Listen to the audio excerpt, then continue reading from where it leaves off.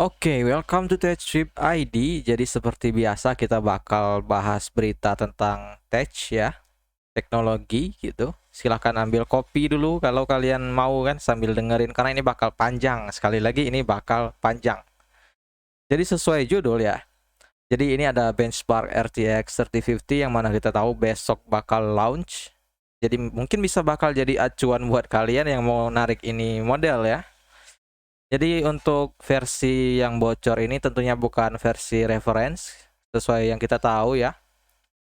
Nvidia nggak bakal nyediain versi reference, dan untuk versi AIB yang bocor ini adalah versi FGA XC Black ya.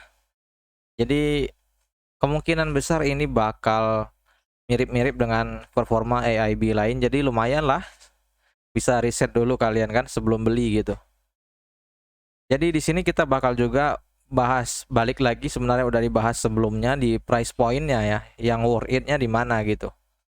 Tapi ntar bakal kita bahas lagi karena di sini gue sendiri belum lihat benchmarknya. Jadi ini beneran fresh ya, pendapat pribadi tentunya karena gue bukan ahli ya. Mungkin ada yang pendapatnya bakal beda, silakan taruh di komentar gitu. Jadi di sini digambar kalian bisa lihat ini compare-nya sama 6600, 6600 XT, kemudian 5700 XT, kemudian di 3050, 3060 dan 3060 Ti. Jadi di 6600 ini grafiknya di 23430, physics-nya di 424232, 20473. Untuk overall kita langsung aja ke 3050 ya. Kalian bisa langsung pause gitu kan untuk lihat chartnya. Tapi dari sini, dari ke semua ini jelas 3050 itu paling rendah ya, karena memang kastanya ada di bawah mereka gitu kan. Tapi kita lihat di performa gamingnya ntar gimana sih, di real time-nya gimana performanya, cukup gak buat sekelas Full HD ya. Jadi secara kesimpulan kasarnya iya, dia di bawah ke semua yang dibandingkan di sini. Walau secara pribadi mau dibandingin ke 6500 XT pun gue bilang masih bagusan 3050 karena dengan semua kekurangannya ya. Itu game nggak bisa apa-apaan cok, nggak bisa dibawa selain gaming gitu. Jadi mau dibawa kemanapun ini tetap 3050 gue rekomendasikan kalau kalian ngambilnya di kasta 3050 atau 6500 XT. Tapi dari harga gue berani jamin ini bakal dimanfaatin toko ya, karena nggak ada lawan di kasta ini untuk model terbaru. Jadi ya kalian bisa expect 2 kali MSRP ya. Kemudian ini adalah performa dari kontrol, kemudian gunakan DX12, setnya ultra, RT-nya setting high, DLSS 1. Kemudian FPS-nya kita bisa lihat, jelas yang paling tinggi adalah 3060 Ti, kemudian 3060 diikuti dengan 3050. Ini menarik ya, 3050 ya. Kemudian 6600 XT dan RX 6600. Jadi ini menariknya karena dia menggunakan DLSS, dia bisa nyampai 50. Saya nggak tahu ini, oh ini mungkin nggak ini ya, nggak on FSR-nya. Jadi kan kalau AMD setahu gua ada ini, ada fitur FSR. FSR itu yang ray tracing atau yang ningkatin FPS ya, gua nggak tahu ya. Tapi di sini dia hanya ada raw performance untuk 6600 XT dan 6600. Jadi patut di note, dicatat buat kalian. Kalau segi performance dia itu masih menang sedikit dari 6600 XT dan 6600 secara raw-nya, secara performanya, performa kasarnya gitu ya. Tapi dia bisa diaktifkan lagi dengan DLSS jadi 50 fps. Menarik sebenarnya. Walau di 2K ini agak ngos-ngosan ya untuk setting ultra rata kanan, walau sebenarnya di high sebenarnya udah cukup gitu. Tapi ya ini kasarannya gitu kan, untuk 1080p gimana, untuk 2K gimana gitu. Kemudian di sini 3060 udah pasti ya. Ini cukup jauh kalau saya bilang untuk performa. Kemudian DLSS-nya apalagi lebih jauh lagi ya. Jadi kalau kalian berharap dengan DLSS dia bisa naikin jauh, nggak juga ya. Tapi menarik sih. Dia nggak terlalu jauh, tapi bisa nyampai di FPS yang lumayan. Kalau saya pribadi bilang. Kemudian di sini untuk ini ya, dari review kasar yang dikontrol ini saya udah bisa nyimpulin sebenarnya. Buat ukuran kartu rilis zaman now ya, dengan game kekinian ultra dibandingkan yang zaman-zaman dulu ya, yang seri-seri sebelum naik gitu, naik harga VGA. Ini sebenarnya yang terjadi adalah kemerosotan. Kenapa saya bilang gitu? Karena saat zaman-zaman sebelum VGA naik ya, seri-seri 580 dan 1K series itu bisa ngelibas gitu kalau saya bilang ya, ngelibas 60 fps rata kanan. Tapi yang terjadi di sini dengan rilisan terbaru, ini dia 60 fps saja nggak sampai gitu. Apalagi dengan base-nya, dengan kecepatan base-nya ada di 30 fps. Jadi bisa disimpulkan sebenarnya di sini yang terjadi adalah saking nyamannya ini manufaktur atau vendor untuk upgrade teknologinya karena nggak ada saingan ya. Dan memang harganya di OPID, kita tahu sendiri OPID-nya AMD dan Nvidia itu di 50% ke atas tahun kemarin. Itu dia udah gak mikirin lagi ngejar peningkatan teknologi, performa gitu. Jadi yang terjadi adalah dia ngasih kalian sedikit mungkin performa dengan setinggi mungkin harga. Ini yang terjadi dan menghasilkan profit yang luar biasa saya bilang ya. Di angka segitu untuk sekelas perusahaan. Jadi ini kalau saya bilang untuk pembeli ini adalah tanda merah ya, sinyal merah. Karena kalau ini dibiarkan jalan terus selama beberapa tahun ke depan, walaupun saya ragu ini bakal beberapa tahun ke depan, tapi kalau tetap dibiarkan, ini adalah new normal yang sangat baru dan bakal lama gitu. Ya seharusnya nggak boleh terjadi gitu. Tapi saya mau bilang apa juga kalian bakal beli ntar ya. Karena memang udah pilihannya udah ditutup semua sama mereka. Mafia ada, aktor lain ada. Jadi ya gimana? Ini tinggal saya yang edukasi konsumen. Kira-kira yang mana yang worth dibeli sehingga meningkatkan persaingan lagi. Jadi ini untuk kontrol, kita lanjut ke game lain yaitu Watch Dogs Legion. Saya sendiri belum main ya. Karena saya biasa main game-game kompetitif. Jadi untuk 3060 Ti udah jelas karena kastanya paling tinggi, diikuti 3060. Kemudian di 3050 ini setnya ultra ya. Di 1080p dia bisa jalan di 26 fps ultra. DLSS-nya 34. Kemudian di 2K dia ngos-ngosan 8 fps. Tapi ini nggak ada, oh ada ya. Yang kuning ini adalah DLSS versi 2K. Jadi dia bisa jalan di 30 fps untuk Watch Dogs Legion Ultra. Jadi ya sesuai yang saya bilang tadi, ini adalah kemerosotan kalau kita bicara tentang rilis ya, rilis dengan performa yang didapat gitu. Jadi ini adalah bukti kalau vendor itu sudah terlalu nyaman. Kalau ya saya sambut ini berbagai teknologi yang ada sekarang ya, kayak ray tracing, DLSS atau, tapi secara pribadi saya rasa kalau Nvidia lebih ke data center ya, dia yang update ya. Kemudian kita lanjut ke Assassin's Creed Valhalla.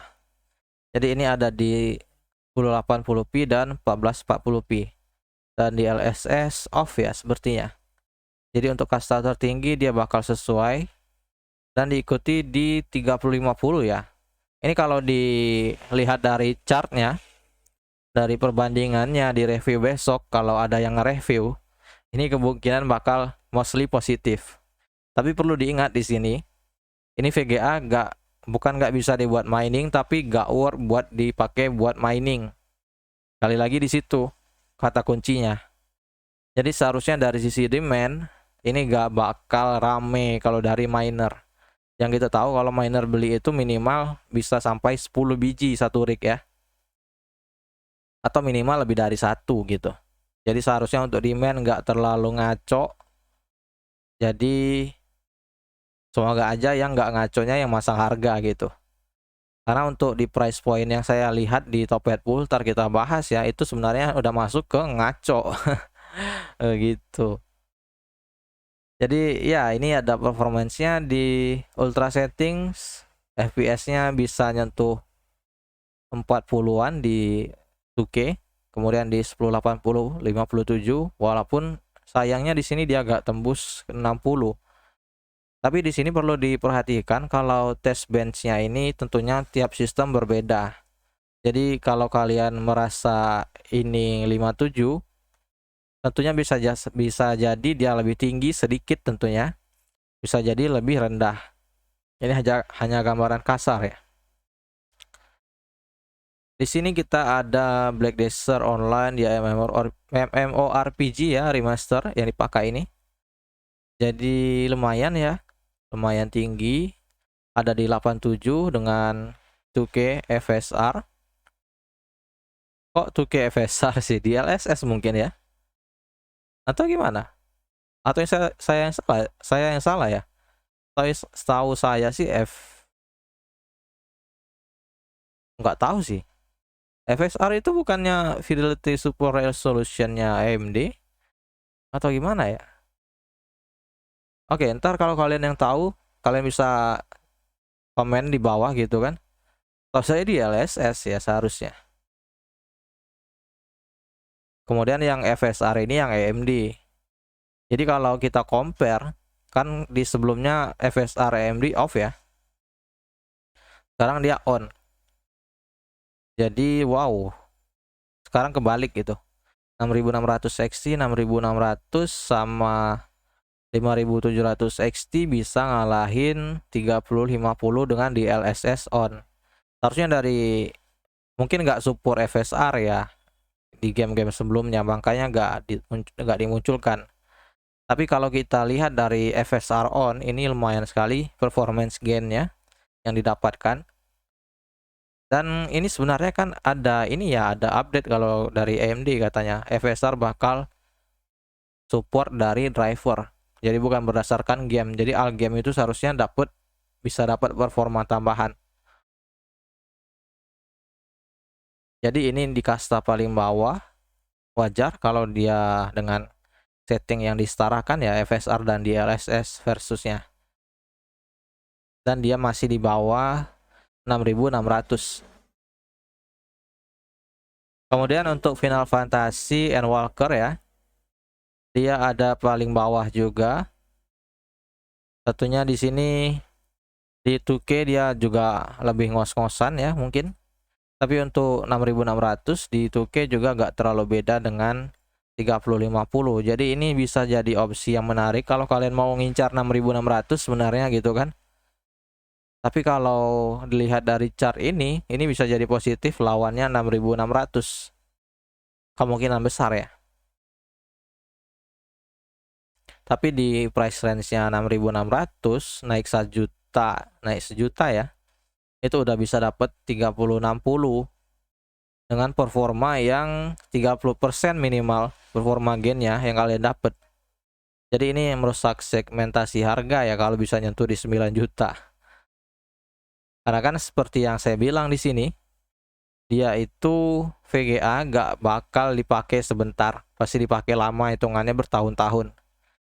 Jadi kalau kalian bisa dapat modal di 9 juta, saya asumsikan kalian bisa nabung 1 juta lagi buat ngambil 3060 yang sebenarnya harganya sekarang udah turun ke 9,2 atau 9,5 pasarannya untuk merek Zotac dan Genwal apa, pokoknya itu ya yang model single fan. Jadi kalau dia udah nyentuh 8 juta 7 juta pun saya bilang ini gak worth. Karena apa sih kalian bisa nabung sampai segitu ya kan,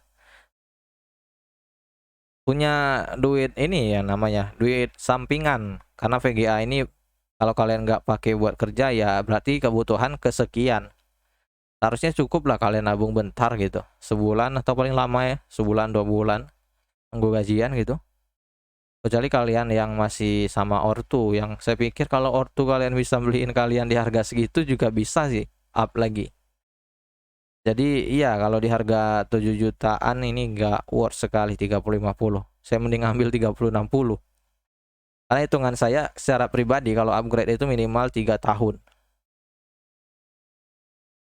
Oke, sekarang kita lanjut ke game selanjutnya. Ini di Godfall. Di Godfall ya, Godfall. Jadi sesuai ekspektasi dia ada di bawah ya.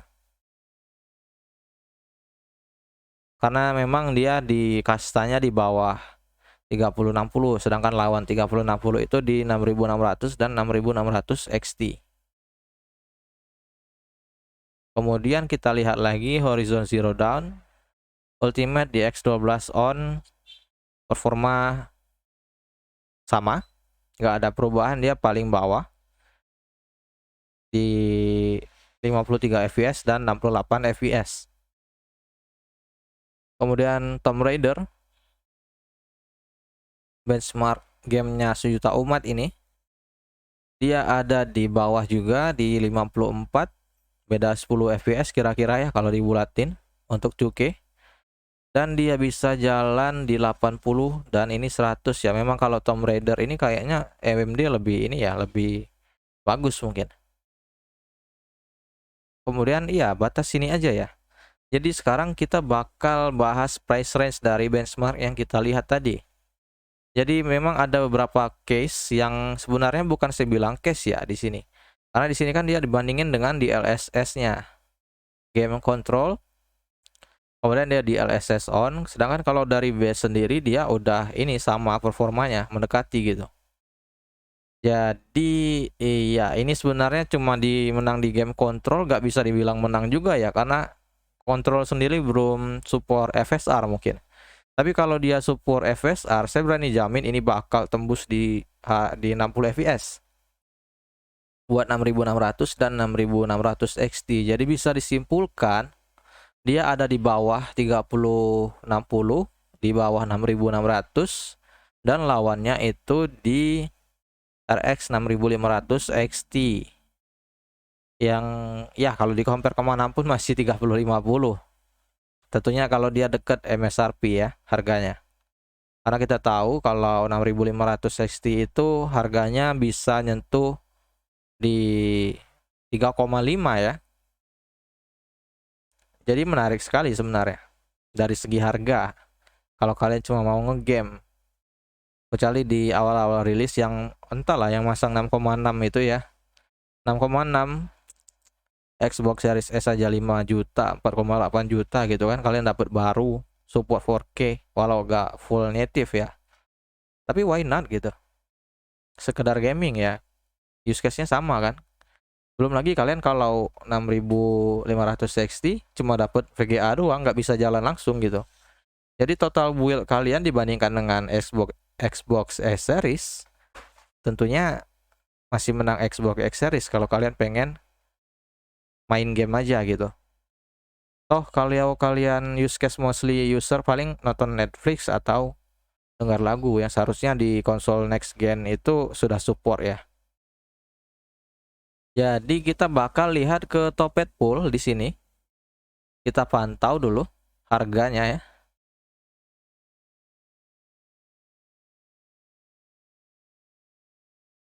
Oke, kita cari.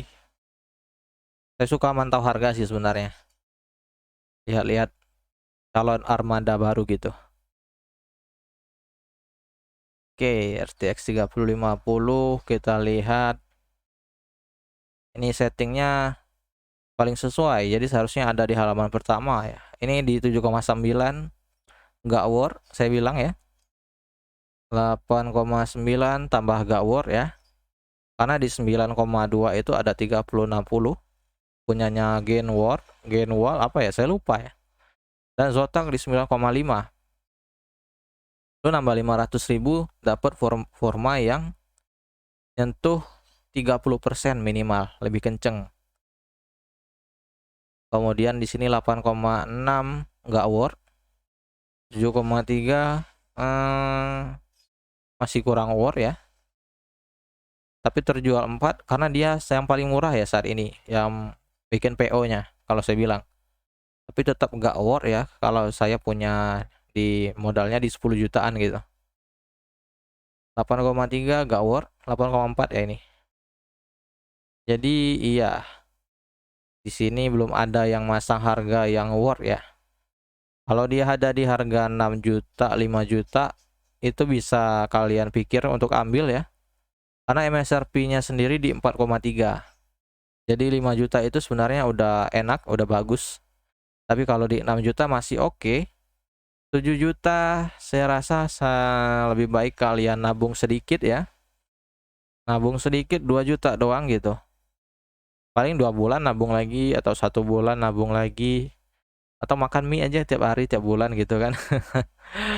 Oke ya, tapi untuk harga sekarang ya saya berani bilang ini gak worth. 7 juta 350, 9 juta itu udah ada 3060 kita bilang. 3060 kita ganti di sini harga terendah komponen PGA card. Kita lihat ini di 8 juta ini toko gak jelas ya. Kalau kalian uji nyali silahkan, tapi saya rasa ini pasti penipu ya. Kemudian ini ada 2060 ya, bukan ya. 2060 bukan, 2060 bukan. Abal-abal ini ya. Ini 1660 gak worth juga. Nano gadget 2060 gak worth juga. Gak worth juga. Di mana? 3060 kita di price range 9 juta ya seharusnya. Jadi ini abal-abal, gak usah dipikirin ini. 2060, 3060 abal-abal, abal-abal. 1660 Ti. Ini kalau segi performa juga ada di sini di 3050 ya. Kalau dari skor Fire Strike-nya. Tapi yang perlu kalian note di sini untuk harga sekarang itu dia ngikutin MHS, bukan performa gaming. Jadi makanya kalau saya bilang 3050 di 7 juta gak worth, itu karena saya considernya dia dipakai buat ngegame atau content production gitu. Bukan mining ya. Jadi kalau MHS ya wajar kalau ini kalau kalian lihat dia di 8 juta. Karena bakal dibuat mining orang mikirnya gitu. Tapi kalau di 3050 itu gak bakal dipakai mining gitu. Jadi untuk di harga segitu dengan VGA yang nggak bisa dijadiin buat kaum rebahan gitu, itu saya berani bilang nggak worth it ya. Itu memang dari tokonya. Saya berani bilang buka-bukaan di sini. Kalau dari AIB saya rasa ya bakal agak beberapa puluh persen naik dari MSRP, tapi nggak bakal ke sampai 2 kali lipat gitu. Bakal ke 2 kali lipat itu kalau ya dia bisa dipakai mining gitu. Kalau dia nggak bisa ya ngapain gitu. Ini di 9 juta tapi saya rasa ini yang versi lama ya tokonya yang udah jual karena di sini dia jualnya cuma 2. Kemudian di sini 2060 9 juta. Oke. Oke. Ini di 9,2 iya Gainwar ya. Versi single fan. Ya kan saya bilang di 9 juta ini, 9 juta untuk 3060. Enggak worth juga sebenarnya kalau kalian bilang MSRP ya, kalau kita patokan yang MSRP. Tapi kalau kita patokannya dari 3060 ke 3050, saya lebih prefer ambil 3060. Karena hitungan kita upgrade itu kan minimal 30% rumusnya performa yang didapat. Dan ini nambahnya nggak banyak hitungannya untuk price range di 9 juta 8 juta gitu. Oke. Kita lanjut ke page 2. Di sini saya cuma batas page 2. Kita pengen lihat yang versi dual fan-nya ya. Ini ada Inno 3D 2060 tapi ya. Oke. 2060, 1660 Ti. Ini 3060 Twin Edge punyanya Zotac di 12 GB. Harganya 9,5. Sedangkan 3050 itu 8 GB ya. Gak ada versi 12 GB. Tentunya LHR, tapi dengan harga segini, walaupun dia LHR, MHS-nya cukup bisa buat dibawa mining gitu. Kecuali 3050 kan, dengan price range yang mendekati ini 9,5, di harga yang segitu nggak bisa dipakai mining, ngapain gitu. Oke, mungkin ini aja ya, batas sini aja. Kita udah lihat sampai halaman 2 dan price point untuk Dolphin itu adalah 9,5. Ini saya belum nanya stok ya tentunya, jadi bisa aja dia nggak ada stok, tapi ya ini kasarannya ada sih di 9,5. Jadi untuk kesimpulan harga, kalau dia di harga 5-6 itu oke buy. 7 juta agak ke premium ya seharusnya. Versi ROG, Republic of Gamers gitu kan.